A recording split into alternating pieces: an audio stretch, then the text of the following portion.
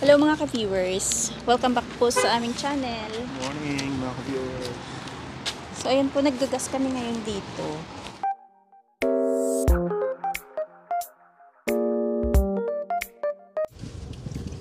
Plus 2 lang po tayo ngayon, pero malamig pa din kasi malakas yung hangin. So yung 50 ko, tapos may 3 bar pa kanina na natira. Ilang bar lang na dagdag? Hindi pa na puno. Na? Half lang. Mga halos kalahati lang yung naidagdag sa ating gas.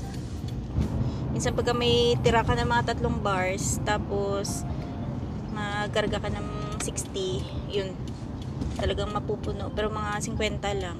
Pero kung ano lang to, kung 46 lang. Ayo. Kung 146 lang, puno na. Puno na to. So ganito po yung daan natin ngayon. Malinis na. Yung yellow dito sa side, ayan o, nangingitim na. Kasi ano na eh, nababasa na siya. Medyo nalulusaw na. Ayan yung tren, no.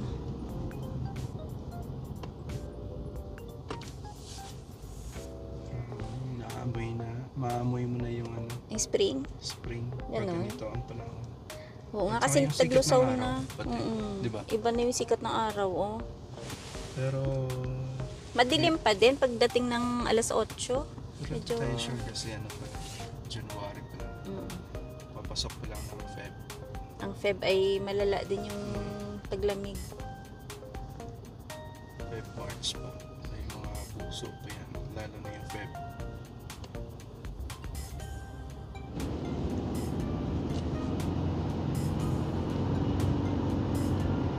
Pag nakita ko yung tren, naaalala ko yung ang ganda ng tren pagka yung nandun sa ano pa no, yung dating pumunta tayong Alberta. Maganda siya tingnan, no? Ayun, dumadaan siya sa gilid ng bundok. Maganda kasi yung ano eh, yung scenery, tapos biglang dumaan yung tren. Speaking ng ibang province, uy, tinapon ni Choy yung kape niya. Kung ikaw pa pipiliin, kung halimbawa maglilipat ng province, saan yung bet mong probinsya pa? Siyempre busy. Oh, busy. Ako din, gusto ko rin busy. Comparing sa hindi naman tayo nakarating sa ano sa Toronto, pero Sa Ontario, no? mm, Ayun, na ano lang, na open lang namin ni Dodong yung ganong topic kasi dalawang parking. So yun po, pag-usapan lang namin ni Dadong yung about sa paglipat sa ibang probinsya. Kasi pero wala kaming balak. wala kaming balak lumipat. Balak. Saglit lang. Ano, bakal tanay? Mas Ha?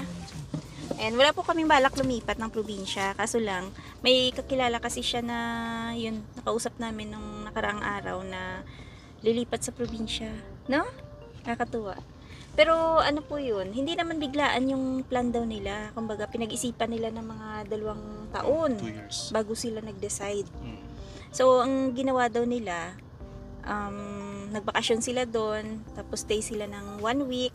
And then, siguro, in-explore nila yung lugar at nagustuhan nila. Yung unang rason, siguro yung hindi ganun ka ma-snow doon at yung lamig hindi ganun ka lala kagaya dito sa amin sa Saskatchewan. So, yun din yung ano, yung probinsya na gusto ni Dadong yung lilipatan nila sa BC din. Pero yung lugar na pupunta nila hindi dun sa city mismo, 1 sa hour drive pa. 1 hour drive papunta sa ano, sa Vancouver. Yun. Isa sa mga kinokonsidera nila yan. Isa sa rason. Snow. Malamig, pero positive 2, minus 2, mga ganyan lang. Hindi daw kasi ganun kalamig talaga doon. Or ang ulan. Pero ang Pero ano naman nila? Hindi naman lilipat yan kung hindi nila kaya ang lifestyle doon. 'Di ba? Or walang, siguro may magandang offer na ano na dumating sa kanila, siguro nga. 'di ba? Yung iba naman, sinasabi about sa paglilipat ng ibang probinsya na mas gusto nila dito sa maliliit na cities, like dito sa Saskatchewan. Tapos, pagdating ng summer, ayun, sa kanila pinupuntahan yung mga lugar na gusto nilang pasyalan. Like, parang trabaho lang ng trabaho, tapos mag-iipon para pagdating ng summer, ayan, ano sila, bakasyon. Pero parang iniisip kasi nila na pagka doon sila sa malalaking cities, alam mo yun, masyadong malaki yung cost of living. So, parang preferred nila sa maliliit na cities lang. Tapos, ayan, i-explore nila pagdating ng summer yung ibang lugar. Ganun din, no? Depende din kasi sa, kung nagustuhan mo nga naman yung lugar at may opportunity doon, why not, diba? So, yun siguro yung naging basihan ng decision nila kaya sila pupunta doon. Ganun pala yun, pag nag-move ka ng ibang province, meron kang i-rent na malaking container, no? Depende sa mga gamit mo. Oo nga. Kasi kung marami kang gamit, yun talaga ang gagawin. Ang laki ng container, as in, siguro, yun nga, tansyado nila na yun yung kakasya yung nila na. Kailangan mo talaga mag-rent ng ganyan instead of U-Haul. U-Haul kasi hindi ganun kalaki. Yun sa kanila container. Mayroon naman. Meron namang malaking U-Haul. Baka kasi sa kanila maraming gamit. Andun na siguro sa loob. Yung nakita namin sa labas ng bahay nila, naka-standby yung malaking container doon. Tapos, ayun, dinadahan-dahan nila ayos yung mga gamit nila doon. Siguro, ang point kasi dyan, ang advantage kasi ng container van, pag container kasi, syempre nakalock yan. Pagdating doon, hindi ka naman makapag-arrange ka agad eh. Kumbaga hindi ka ba magra-rush, bayaran mo lang siya. Unlike sa U-Haul kasi, kailangan mo talagang ibaba ka agad.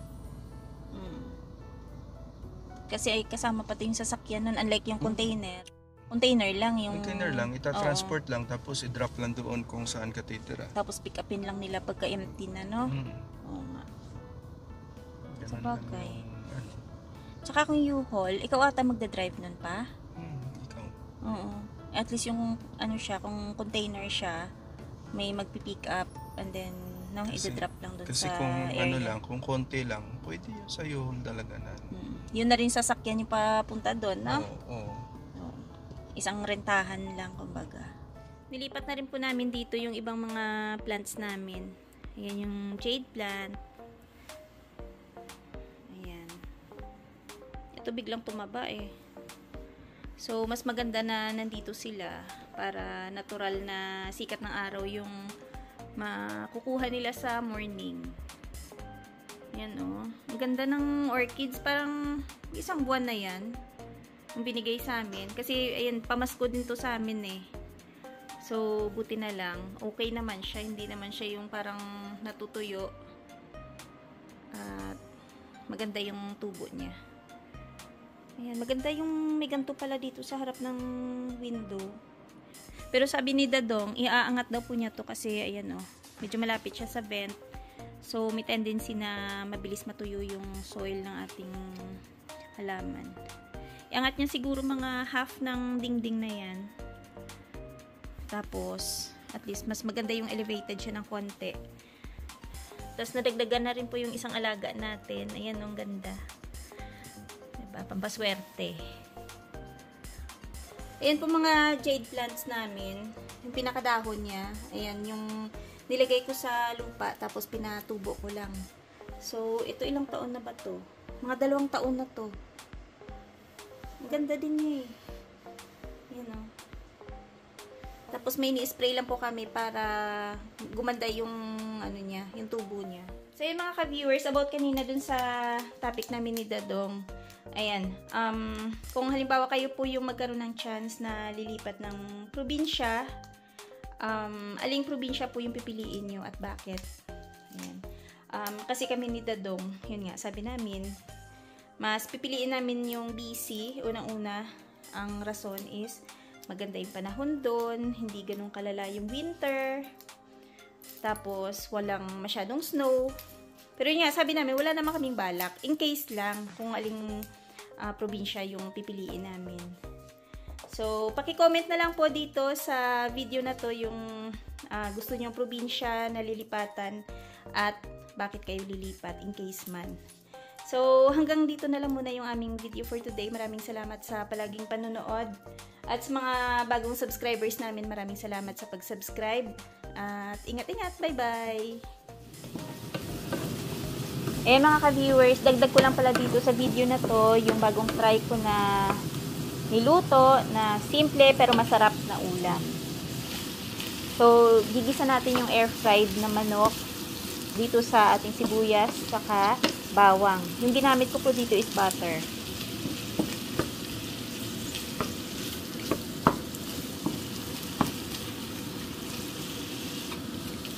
Nagdagdag lang po ako dito ng kaunting flour. Kung mapapansin nyo, medyo tuyo siya. Pero kung gusto nyo dagdagan ng konting butter, pwede naman.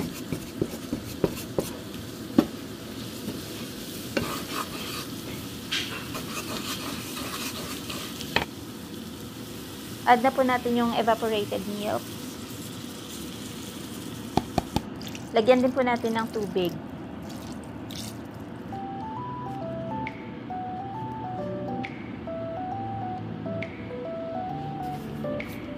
So, ito na po yung salt. Tapos, paminta.